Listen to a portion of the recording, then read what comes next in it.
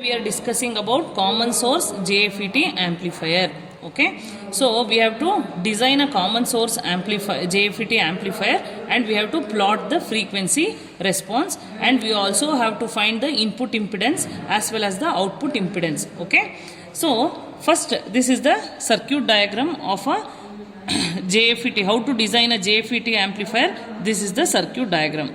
So basically this is the JFET we are using. So the JFET what we are using is PF5102. This is the JFET. So you know the three terminals of the JFET are gate, drain and source. These are the three terminals. So let us start the experiment. This is the JFET. We have connected the gate, source and drain terminal here. Gate, source and drain terminal. So when you hold the JFET, how will you come to know which terminal is this, which terminal is this and this one? See, when you hold the JFET, the back side of the JFET is a flat surface and the front it is dome shape. So when you hold like this, the dome shape should project towards your side. So when it projects towards your side, the first terminal will be the gate, the second terminal will be the source and the third terminal will be drain. That is how you identify the three terminals. Then you connect it on the springboard. So I repeat, when you hold the JFET, see this is the dome shape that is projecting towards your side, and at the back the flat surface is projecting away from you. So when you hold the dome shape is projecting towards your side, so in that case the first terminal will be the gate, the second terminal will be the source and the third terminal will be the drain, and that you are connecting on the springboard. Now we have to set the input signal. So to begin with, what we have to do, we have to set the input signal to 100 millivolts. So for that what we have to do, see here, set the frequency, see here, this is 300 Hertz. So you have to set the frequency to 300 Hertz and you have to set it for a sine wave. The wave shape should be sine wave. See, you have the two knobs here, 20 dB and 40 dB. See, initially when you look any signal generator, it will be like this. So if it is like this, what happens? Look at the screen. Look at the screen of CRO. So it is going out of range. It is going out of range. See here, it is going out of range. You cannot, I want 100 millivolts means if this side it is in terms of volts, you cannot reduce it. So what you have to do? We have to attenuate. So how to attenuate? In this knob, let me press first 20 dB. So if we press 20 dB, see, I want 100 millivolts. Again it is going out of the screen. If I vary also, this side it is volts, you cannot set it for 100 millivolts. So what I will do? Instead of 20, I will switch over to 40, and so what you have to do? Press 40 here, then set it to 50 millivolts. See here, from here to here it is millivolts, from this side to this side it is volts. So here you keep the knob to 50 millivolts and look here. See, in the signal generator you have the amplitude here. You can vary the amplitude. One second. See here. See now, if you vary the amplitude here, if you vary the amplitude here, what happens? Here also it varies if you go on varying the amplitude. So now I have varied the amplitude, okay, set it to 50 millivolts, 50 into slightly decrease the amplitude here.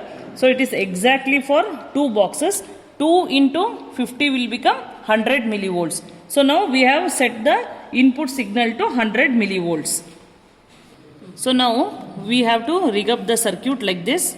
So this is the FET, drain, gate and source. So we have connected the source resistance here. This is the gate resistance of 1 mega ohm connected to ground, and this is the bypass capacitor, that is C of S, and this is the coupling capacitor C2 which is connected to the drain resistance, and here we are taking the output, and at the gate terminal we are connecting the 100 millivolt from the signal generator through the coupling capacitor CC1 and connected here. So at this point you will have one you are connecting the gate resistance to the gate terminal, and the other one you are from the output of the coupling capacitor you are connecting here, and basically we are giving the DC supply of 12 volts. So this complete circuit arrangement, see, complete circuitry is connected on the springboard.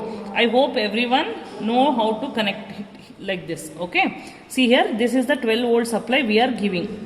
Now this is the positive terminal and the negative terminal, that is grounded. So how to begin with the experiment? See, first you have to make the tabular column, serial number, frequency and the output voltage peak to peak, and the gain AV which is equal to V naught by V in, and the gain in decibel which is equal to 20 log of 10 V naught by Vi, and the input what we are giving is 100 millivolts. I repeat, V in we are giving 100 millivolts, and this is the tabular column we have to make. Serial number, frequency in hertz, this is the output voltage for the this particular frequency, and gain AV is equal to V naught by Vi. Then the gain in decibel is 20 log of V naught by V in to the base 10. Okay, so this is the, so now what we have to do, we have to first set it to 10 hertz and note down the output voltage. See here, we have set it for 30 hertz input, frequency of the input signal is 30, and note down the output. See here, the up one is the upward waveform is the input waveform, and the below one is the output waveform. Okay, so now what I will do, go on varying the frequency. See, for 30 I have shown. Now let me directly take it for 50 hertz. So if this is 50, and you can see here, if this is 50, just look here, this is the output voltage waveform and this is the input. Now you can vary like this, you can vary in order to take the readings. Okay, so here actually what happens, this is the, so what you have to do, you have to go on varying the frequency here. If you go on varying the frequency here, you have to note down the output waveform. So what we will do here, let me vary the time division. So I have taken it as channel 2. So how, I think you all know how to measure the voltage.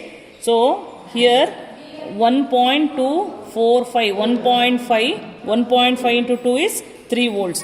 So when you multiply, you have to note down the output voltage here. Similarly, you increase the frequency. You increase the frequency. For example, like I am taking around 300 hertz. So for 300 hertz, what you are getting? Just look here. For 300 hertz, now I think the waveform is standing still. Okay. So for how much?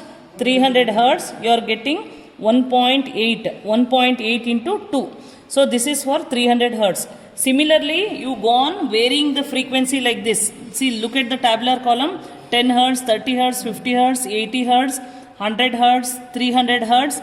Now you go on varying and go on taking the readings. So I have not shown each and every value. Let me directly increase the range to 3 kilohertz. Okay. So you, for 3 kilohertz, look here, you will get this kind of waveform. Okay. So adjust the frequency here, you will get this kind of waveform. So what is the amplitude of this? If you see, the amplitude of this will be how much? See here, it is 2467, 1.7 into 2. 1.7 into 2, how much?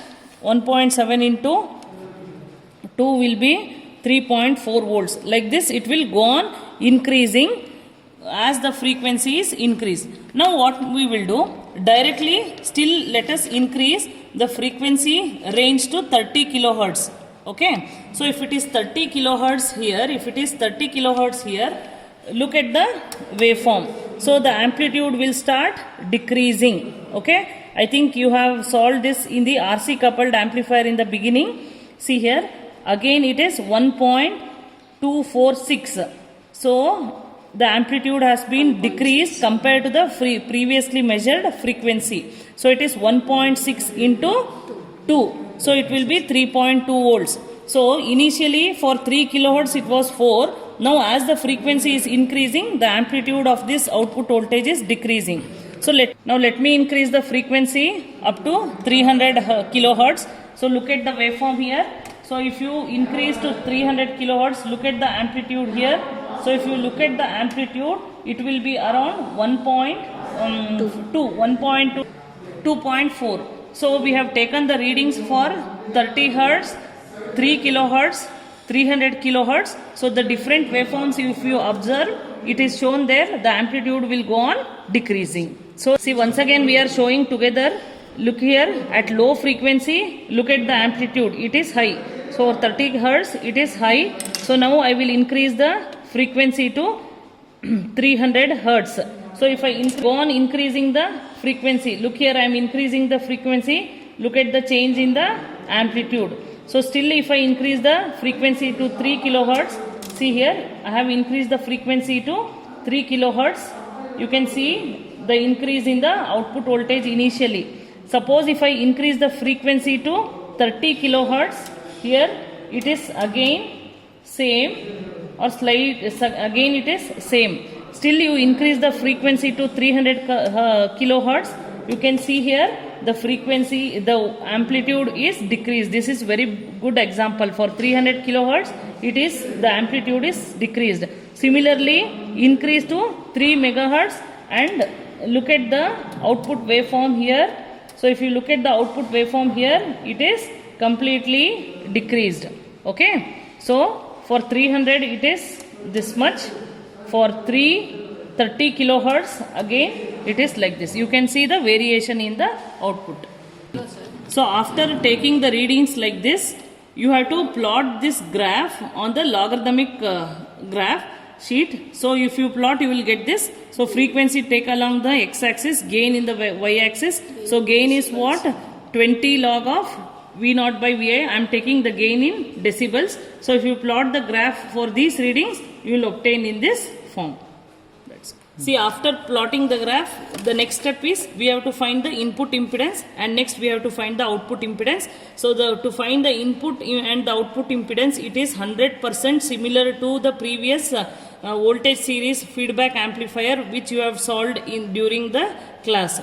So for that, what you have to do, for the circuitry here, you connect the DRB here to the input, and the output should reduce to half when you vary this DRB. So when the output is reduced to half, remove this DRB from the circuit and measure the resistance. That will give the input impedance. To find the output impedance, it is also similar to the previous experiment, voltage series feedback amplifier. So what you have to do, you have to connect the DRB in parallel with the output, then go on varying the output DRB here until your V0 is reduced to V0 by 2. Then remove the DRB and measure the resistance which you have varied. That will give the output impedance. Thank you.